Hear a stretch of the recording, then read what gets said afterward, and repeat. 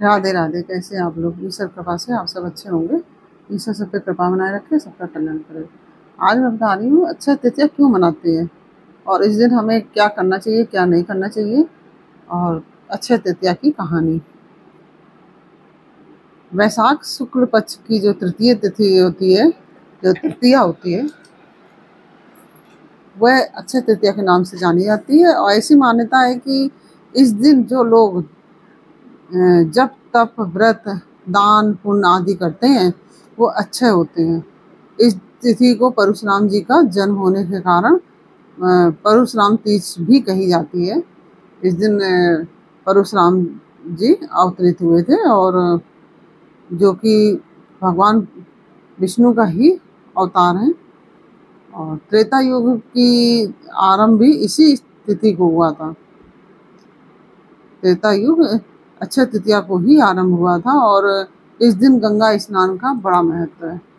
बताते हैं कि इस दिन स्वर्गीय आत्माओं की प्रसन्नता के लिए कलश, पंखा, खड़ाऊ, छाता, सूत, ककड़ी, खरबूजा फल, आम व चीनी आदि पदार्थ ब्राह्मणों को दान करना चाहिए।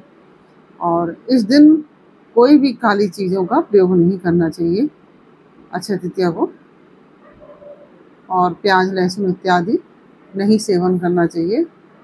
और कोई भी दान करने में कोई भी चीज़ काले रंग की दान नहीं करना चाहिए। काले रंग की चीज़ तो कभी भी दान नहीं करना चाहिए, और क्योंकि काला रंग शुभ नहीं माना जाता है। और इस तरह से आप अक्षय तृतीया मनाइए और भगवान लक्ष्मी नारायण का पूजन कीजिए। इसमें लक्ष्मी नारायण भगवान की पूजा होती है।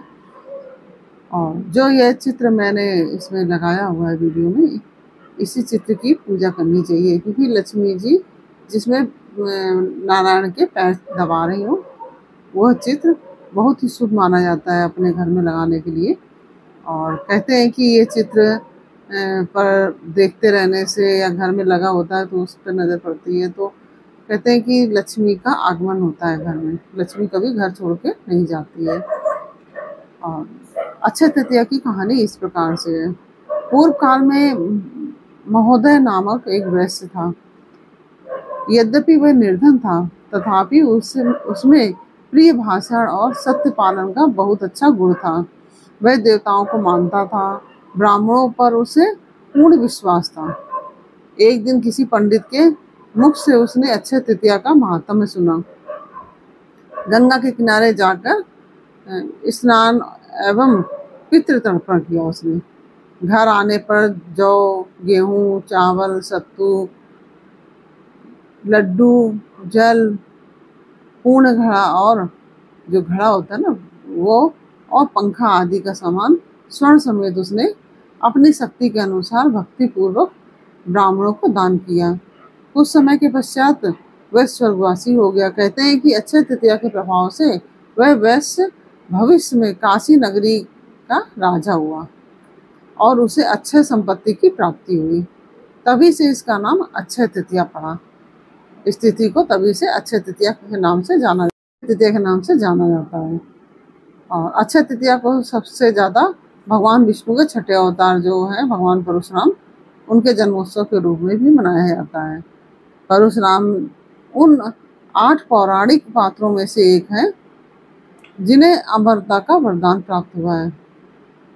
इसी अमरता के कारण इस तिथि को अक्षय कहते हैं, जिसका कभी भी क्षय ना हो, मतलब जो कभी छीड़ ना हो, खत्म ना हो, क्योंकि परशुराम अक्षय हैं। फरसा उनका मुख्य अस्त्र है। परशुराम सप्त ऋषि जमदग्नि के और रेणुका के सबसे छोटे पुत्र थे। जो ऋषि जमदग्नि और रेणुका उनकी पत्नी थी जमदग्नि की, उनके सबसे छोटे पुत्र थे। एक बार परशुराम जी ने शिव जी का घोर तप किया और शिव जी ने प्रसन्न होकर उन्हें वरदान मांगने के लिए कहा। तब परशुराम जी ने हाथ जोड़कर शिव जी की वंदना करते हुए शिव जी के दिव्य अस्त्र तथा युद्ध में निपुण होने की कला का वर मांगा। शिव जी ने उन्हें वरदान दे दिया और शिव जी की कृपा से उन्हें कई देवताओं के दिव्य अस्त्र प्राप्त हुए। देवताओं के भी दिव्य अस्त्र प्राप्त हुए। विजय उनका धनुष कमान था जो उन्हें शिव जी ने प्रदान किया था।